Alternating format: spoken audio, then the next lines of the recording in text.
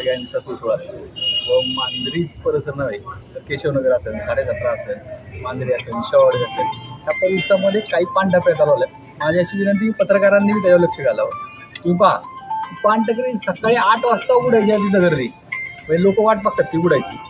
संध्याकाळी 10 वाजता 11 वाजता पानटपरी लाईन लागली.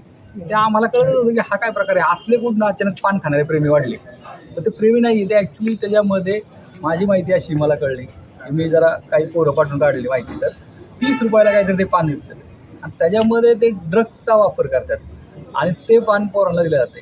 आज माझं असं म्हणत नाही की आमच्या गावातनं म्हणजे गुन्हा दाखल आहे, मला वाटतं खराडी पोलीस स्टेशनला काहीतरी, चंदननगर खराडी, आता नक्की माहीत नाही कुठल्या पोलीस स्टेशनला, कारण आता नवीन पोलीस स्टेशन बरेचसे वाढलेत, त्यांना सांगता येत नाही. तर तिथं काहीतरी 60-70 लाख रुपयाचं ड्रग्स असताना आमचा एक गुल्ह्यांचा मुलगा सापडला आहे. त्याचा सक्का भाऊ राष्ट्रवादीचा उपाध्यक्ष आणि तो आज फरार आहे.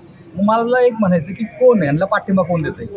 राष्ट्रवादीतनं काय चाललंय की तुम्ही असल्या गुन्हेगारांना ज्यांचं रॅकेट जर पाहिलं, मी मग अशी DCP साहेबांची एक मुलाखत पाहिली जी पत्रकारांना दिलेली, त्याच्यामध्ये आम्ही पाहिलं की ते फार राजस्थान आणि हरियाणापर्यंत जाते रॅकेट.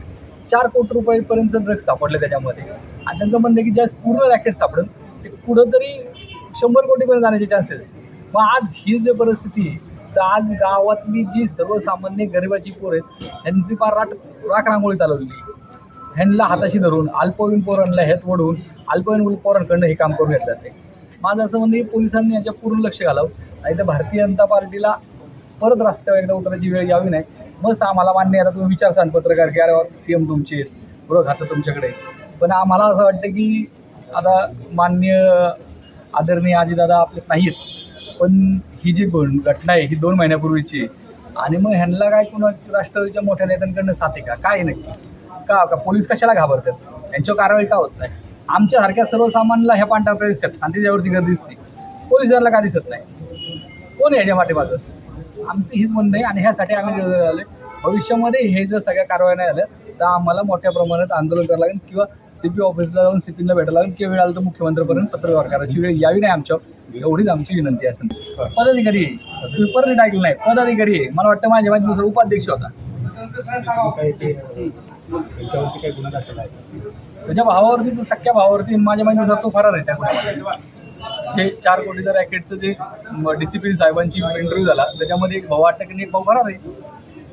आणि मग मला सांगा, हे राष्ट्रवादीतलं आहे, मांजरीतलं आहे, मुलांचं आहे, मला ते विषय नाही. माझा विषय काय आहे, ह्याच्या पाठीमागं कोण आहे, कुणाच्या साथीवर चालले?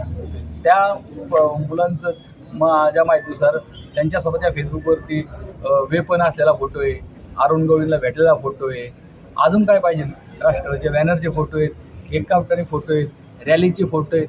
मग हे असलं करायला कोणाचा पाठिंबा आहे? का होतं ह्या लेवलपर्यंत का जाते? आज अशी परिस्थिती आहे की सर्वसामान्य जी गरिबाची पोरं आहेत ह्याला वापरून, अल्पवयीन मुलांना वापरून हे रॅकेट चालले जाते. ही बेसिक माहिती 100%. योगायोगाने आज पहिल्यांदा कोणतरी मोठा बकरा ॲक्च्युली पोलिसांच्या हाताला लागला म्हणून तरी हे उघड झालं.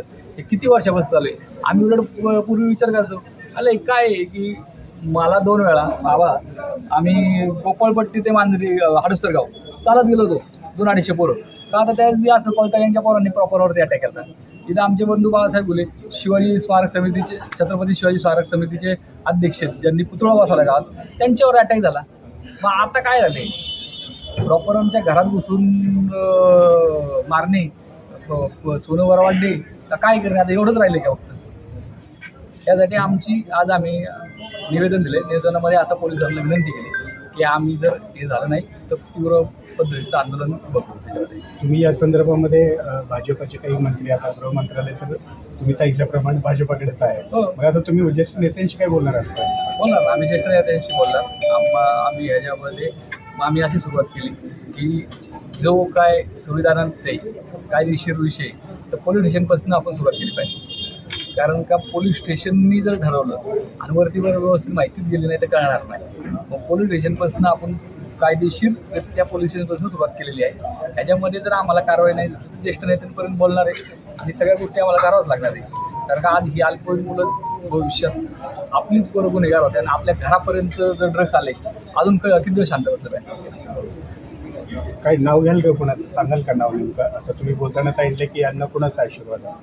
काय काय आपल्याला काय वाटतं? अरे मला काय सांगायचं, काही लोक सांगत होते निवडणुकीमध्ये मी जे सुशिक्षित कॅन्डिडेट आहे, मग असले गुन्हेगार घेऊन तुम्ही म्हणताय सुशिक्षित कॅन्डिडेट, तर तुम्ही लोकांना दबाव वापरून मतं घेताय, करताय काय नाही. त्यांचा सुशिक्षितपणा कुठं गेला? त्यांना कसे दिसत नाही गुन्हेगार? मला नाव कशाला घेतली पाहिजे? तुमच्याकडे बी असतील ते फोटो, रील, बॅनर लावलेले सुशिक्षितपणाचे. सुशिक्षितपणा काय ड्रग्स विकायला होतो काय? नाही, माझा तुम्हाला सवाल आहे. मला वाटतं तुम्ही पत्रकार जरी असेल तरी मांजरीला राहिला आहे, तर तुम्ही पाहिलं असेल की काय बॅनर होते आणि काय चर्चा होती.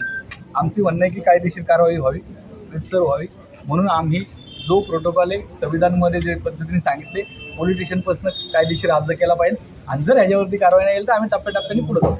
आम्हाला माहिती आहे मांजरला एक टपरी आहे, मांजरी फार्ममध्ये एक टपरी आहे, 2-4 टपऱ्यात आम्हाला माहिती आहे. किती साधारणतः टपरे असतील संपूर्ण मांजरीमध्ये? मांजरीमध्ये नाही, माझं म्हणणं की ह्या हडसर भागामध्ये काढलं तर असतं 40-50 टपरे. माझं म्हणणे पत्रकारांना दिसलं पाहिजे, ते का दिसत नाही? मग आम्हीच बोललं पाहिजे ना, अशी ती वेळ नाही ना. आम्ही जर ठीक आहे आज सामाजिक कार्य करायचं आहे म्हणून आम्ही यायचं आणि आम्ही विरोध पत्करायचा, लोकांना असं वाटू शकतं की आम्ही विरोध करायचा म्हणून करतो किंवा विरोधाला विरोध म्हणून करतो, असं नाही आहे. वस्तुस्थितीमध्ये आज गुन्हे दाखल झाल्यात म्हणून आम्हाला हे उतरावं लागलं. आणि ज्यावेळेस आम्ही तरी आधी म्हणतो की अरे हे कशाच्या जीवा चाललंय, हे ज्यावेळेस गुन्हे दाखल झाल्यानं आमच्या लक्षात आलं की अरे ह्याला लय मोठं हे पाठिंबा आणि मोठा कारभार आहे, म्हणून एवढी डेअरिंग होत होती. नाही तर बाहेर न आलेल्या मुलं, म्हणजे जे आशियांची मुलं जी कोयता गँगवाली, कुणाची आई भाजी विकती, वडील रिक्षा चालवतात, वडील रिकरिंगच करतात, वडील प्लंबरच आहे, कुणाचे वडील काय POPच करतात, असल्यांची पोरं हे करावं, कशात जेव्हा चाललंय? भारतीय जनता पार्टीच्या वतीनं आज आमचे माजी सरपंच शिवराजप्पा गुले, प्रशांतजी असतील, या सर्वांच्या नेतृत्वाखाली मांजरी परिसरामध्ये ज्या पानाच्या टपऱ्या आहेत त्या ड्रग्सची विक्री होती असं निदर्शनात आल्यामुळं आम्ही या ठिकाणी निवेदन द्यायला आलेलं आहे. तर ही फार गांभीर्याची गोष्ट आहे. आता आम्ही साहेबांशी बोललो की बाबा अशा पद्धतीने जर या ठिकाणी अशी खुलेआम जर विक्री होत असेल तर नक्कीच आपण ती शोधावी, कारण शोधणं हे काम पोलिसांचं आहे, निवेदन देणं काम हे आमचं आहे. आणि भारतीय जनता पार्टीच्या वतीनं आम्ही ते निवेदन दिलेलं आहे. आणि ह्याच्यात जर काही प्रगती झाली नाही तर माननीय आमचे मुख्यमंत्री देवेंद्र फडणवीस साहेब यांच्याकडे गृह खातं आहे, त्यांच्यापर्यंत आम्ही ही तक्रार नेणार आहे की याची शहानिशी व्हायला पाहिजे. आणि भविष्य काळामध्ये शिवराजप्पा गुले असतील, प्रशांतजी असतील, यांच्या नेतृत्वाखाली आम्ही फार मोठं आंदोलन करू जर याची शहानिशी झाली नाही तर.